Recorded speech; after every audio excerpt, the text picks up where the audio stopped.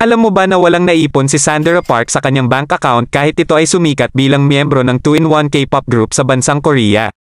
Naghihirap na nga ba ito? Ito ngayon ang tanong ng maraming netizens matapos aminin ng K-pop idol at dating member ng South Korean girl group na 2NE1 na si Sandra Park na wala siyang pera.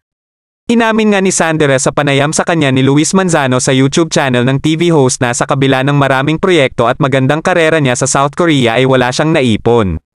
Aminado si Sandra na napakagastador niya lalo na pagdating sa fashion. Sa katunayan, nauubos umano ang kanyang mga kinikita sa pagbili ng mga damit, sapatos at bag.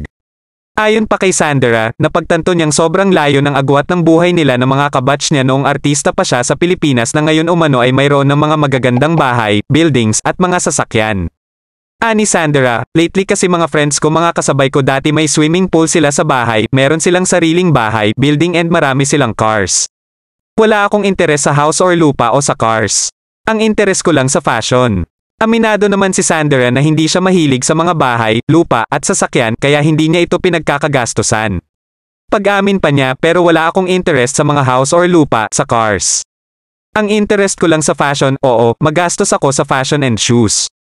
Kasunod nito, inamin nga ni Sandra na wala siyang pera o wala siyang ipon. Inamin din ni Sandra na ngayon ay pinagsisisihan niyang umalis siya sa Pilipinas noon para tuparin ang pangarap na maging K-pop idol. Ayon pa kay Sandra, that time, I was young and I had a dream to be a Korean star.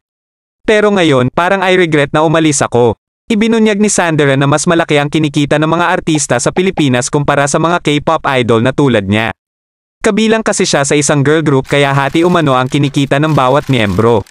Samantala, pabalik-balik naman si Sandra sa Pilipinas dahil namimiss umano niya ang mga pagkain dito. Nagpapasalamat din siya dahil hanggang ngayon marami pa rin ang nagmamahal sa kanya. Sa huli, ibinahagi ni Sandra na nais niyang gumawa ng pelikula dito sa Pilipinas.